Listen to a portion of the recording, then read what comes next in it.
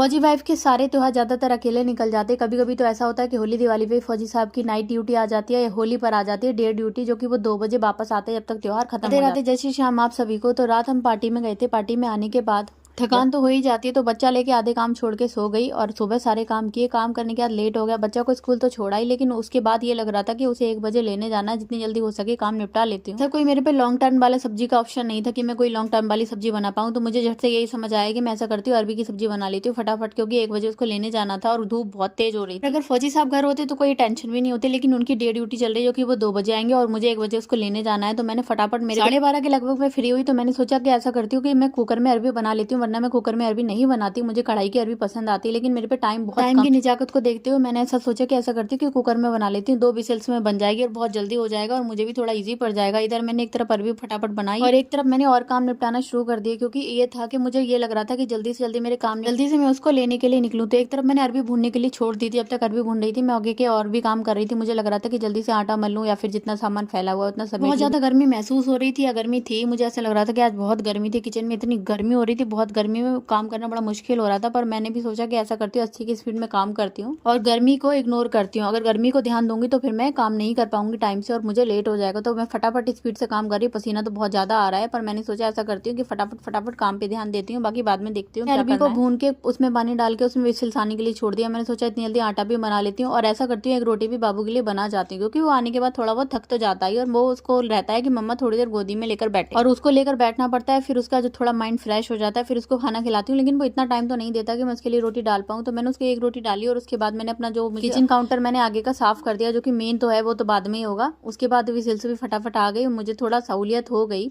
1:05 पे फिर भी मैं पहुंची, जो कि मुझे लगा कि थोड़ा लेट हो गई। कभी जल्दी कभी लेट चलता है। कल से फौजी साहब घर रहेंगे, जो कि उनकी नाइट ड्यूटी रहेगी। डे में तो वो घर रहेंगे, तो इतनी टेंशन नहीं रहेगी। उसको छोड़ भी आएंगे, ले भी आएंगे। जाती तो मैं भी साथ में हूँ। मेरे कपड़े धोए थे वो भी पड़े हैं, जो कल के पड़े थे वो भी तय नहीं हुए, क्योंकि मेरे पे टाइम ही इतना गया। पर मैंने सोचा टाइम को बाद में देखते हैं, आगे के काम बाद में देखते हैं, पहले करते हैं कि बाबू को पहले पर्व को ले आते हैं। जब तक पर्व आएगा थोड़ा बहुत उसका मूड फ्रेश हो जाएगा, तो उसके बाद में निपटा लेंगे। वो आके मेरे से पहले सीढ़ियों पे खड़ा हो गया कि आप बाद में। मैं उसको बोल रही थी कि तुम सीढ़ियों से गिर जाओगे, पर उसने मेरी एक भी नहीं सुनी। और जब वो आ गया तो उसके बाद मैंने उसको फ्रेश किया, उसको थोड़ा अच्छा फील हुआ। उसके बाद मैंने उसके लिए खाना लगाया, जो कि वो धनिया के साथ तो नहीं खा पाता। बाद में धनिया डाला, तो मैंने सोचा ऐसा करती हूँ कि पहले उसको निकाल देती हूँ, उसके बाद धनिया डालूंगी। धनिया आता है तो वो जीप पे निकाल के मम्मा इसको हटाओ।